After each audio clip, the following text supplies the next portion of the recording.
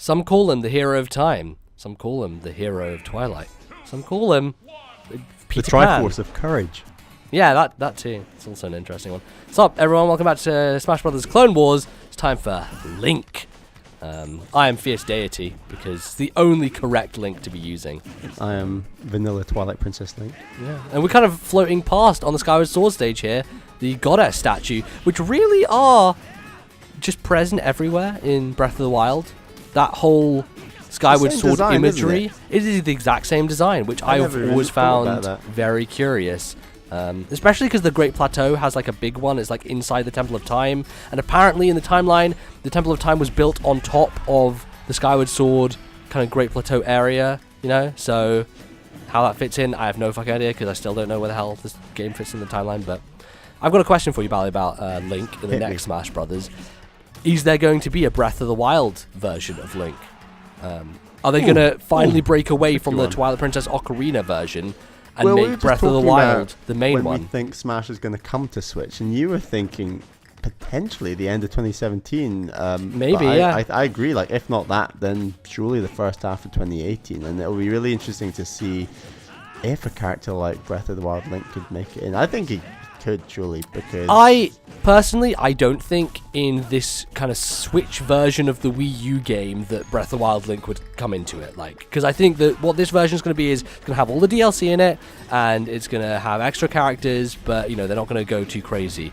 I really think it's going to be the next Smash Brothers, when/if that ever happens, that Breath of the Wild Link will not only be in there, but he will be the main representation of Link.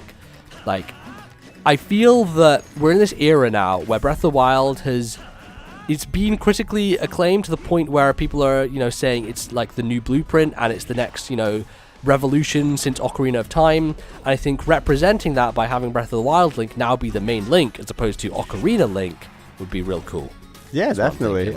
And you're right. Like, Smash is in a really funny place. A lot to do with the success of the Wii U, I guess you can put it down to. It's sort of, they put so much effort, and this is such an incredible game, Smash 4, that do they remake it? Do they do something like a Splatoon 2, or is it going to be an entire new thing? And normally the characters are always from the last generation, so, you know, Toon Link doesn't get in until the Wii version, things like that. So Breath of the Wild Link supposedly would be in the next Smash and not some revamped iteration of Smash 4.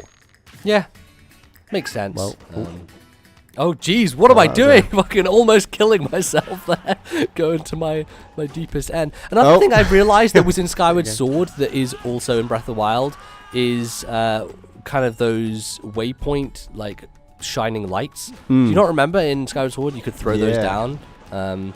There's a lot of things in Skyward Sword, weirdly, that actually turn up in Breath of the Wild. You know, like, it's curious. There's a lot of stuff from every Zelda game you can think of that just slots itself right into Breath of the Wild. It's like, yeah, absolutely.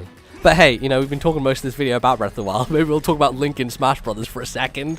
I've always loved using Link in Smash, and I know you're a Toon Link guy. You've always been.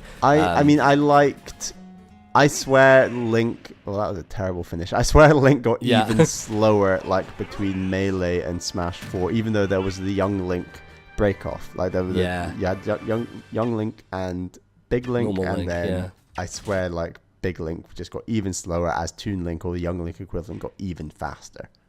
Yeah, that probably made sense. But I've always liked him. He's hard-hitting.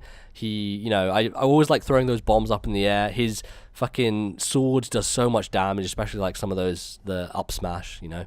So there you go. Fierce Deity Link is the one who reigns victorious in Bali. I'm up 7-6 on you now, I believe, with a fucking tragic death there you had at the end. Yeah, that's going to close it out. So thanks for watching more Smash Brothers The Clone Wars. We'll see you next time with some more. Goodbye, everyone.